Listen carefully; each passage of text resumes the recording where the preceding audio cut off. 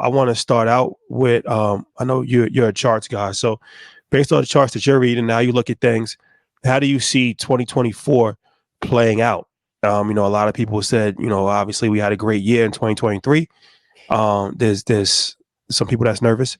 The political cycle, it would say that it would be a good year based off of past history, based on an election year. So where do you see this market right now as far as charts is concerned? I like how you throw out the seasonality there. No big deal. No big deal. Just a little 4-year cycle. Throw out a shot out there. I like it. No, listen, it's less about the charts and more about reality, right? A lot of people are like, oh, the market should do this, or oh, the market could do this. What is it actually doing, right? That's what I'm mostly interested in. What is actually happening? And it just so happens that the best way to visualize what's actually taking place in the market is in a chart, right? You could literally see it. And like, I'm not like the smartest guy. Like, you can tell me something a million times. You got to show me. Like, let me see. Like, can I just see?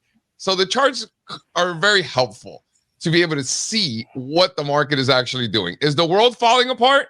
I don't know. Let's see what the S&P 500 is doing. Oh, I see it at all-time highs. So I don't know. Maybe the world is not actually falling apart. Maybe things are pretty good. Oh, maybe it's just the United States that's doing so well. Why don't we look and see what's going on in other countries? Oh, shit. Brazil's making new all-time highs. So Chile and Peru. And Nikkei.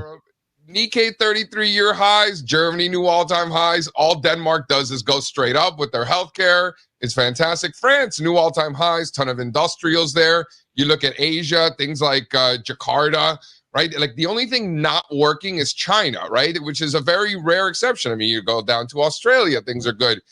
So just more new all-time highs across the board. You see an expansion of stocks making new highs, right? We had over 50% of the S&P 500 was hitting new 3-month highs the other day. Like, those are the types of things that happen early in cycles. So in terms of like, what are the charts telling me?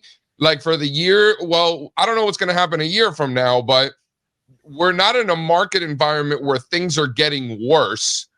For the last 18 months, we've been in a market environment where things keep getting better. So you're going to see things stop getting better before they start to get worse, right? Like, we're not getting, you know what I'm saying? Like, things aren't getting worse. They just keep getting better. So like, when that stops, then we'll have a different conversation. So that's how I see it. So what does that mean? Oh, it's a bull market. It's a bear market. Like, why should we care what kind of market environment we're in? Because that's the first thing that we want to do as investors. First, identify what type of market environment we're in, and then decide the best tools and strategies for that environment. Right? So if we're in a low volatility environment, why on earth would you incorporate strategies that are good for high volatility environments? That would be stupid, right? That would be dumb. That just doesn't make mathematical sense. So we're in a low volatility environment. Let's incorporate strategies that are good for low vol environments. Okay. Are the majority of stocks going up or the majority of stocks going down? I don't know if you've looked, but the majority of stocks have been going up. So we want to spend our time. Yeah, we want to spend our time looking for stocks to buy versus allocating more time looking for stocks to sell. There are more uptrends than there are range-bound markets, so we don't necessarily want to incorporate too many range-bound market strategies. We want to incorporate more trend-following strategies, right? So that's how we look at the current state of the market, how we want to approach it. I think it's like that. When we look at 2024, we've already heard that there was going to be rate cuts. And so we're big on technology. We talk about technology companies all the time. We see companies going up and up. With the rates getting lower, obviously that would create an environment for tech companies to continue to appreciate. What are your thoughts on that? Because everybody keeps talking about this pullback, this recessionary environment in the second half of the year. They said that in 2023. We didn't see it. We spoke to you about it, and the charts didn't indicate that. What are your thoughts around the tech sector with interest rates being reduced over the next 6 months? Yeah, stocks and bonds are moving together. That's the big thing. And if you look at technology, technology represents almost 30%. Basically, today it's essentially pennies from 30% of the entire S&P 500. This is technology.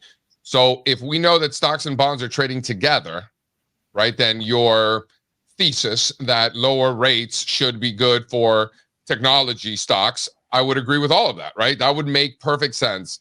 What I think actually is getting, taking that one step further, I think part of the driver of that trend that you're talking about is the fact that a lot of investors still think that the treasury bond market is the safe haven. Like when stocks sell off, bonds rally, that inverse correlation that we had in place for a long, long time, the majority of my career, certainly.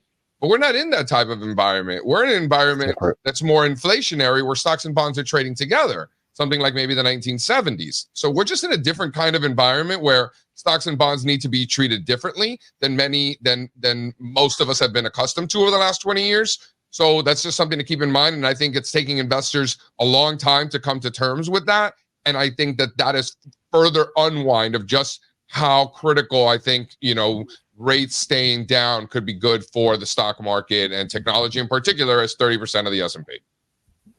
What stocks or sectors surprised you the most in 2023 and how much they went up?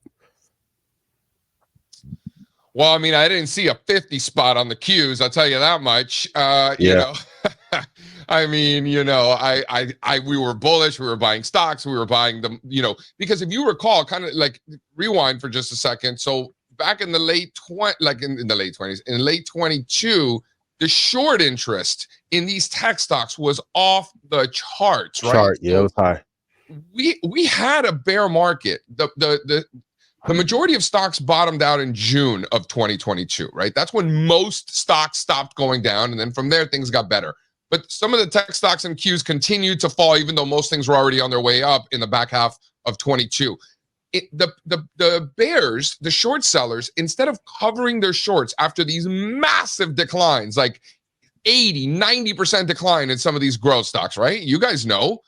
Yeah. Rather than covering their shorts, some did. We were short some stocks. We covered our shorts, right? Some people did. But in aggregate, which is what counts, not only did they not cover their shorts, they added to their shorts so that by the end of 22, they were the most short those growth stocks the entire cycle after most stocks had already bottomed. So that's that unwind. And then Wall Street comes in with their first negative expectations for the S&P 500 on a consensus basis, negative year, first time all century. At the same time that all these institutions were super short, you got that nasty squeeze. So what surprised me, I didn't see, as bullish as we were, I didn't see a 50 spot on the Qs. But what I will say that I'm not surprised, but I think is going unnoticed, is that the best performer in the second half of last year was financials. Nobody's talking about that. Remember banking crisis? Yeah. 3 banks no one's ever heard of disappeared. So what? More of them should have gone. There's too many as it is.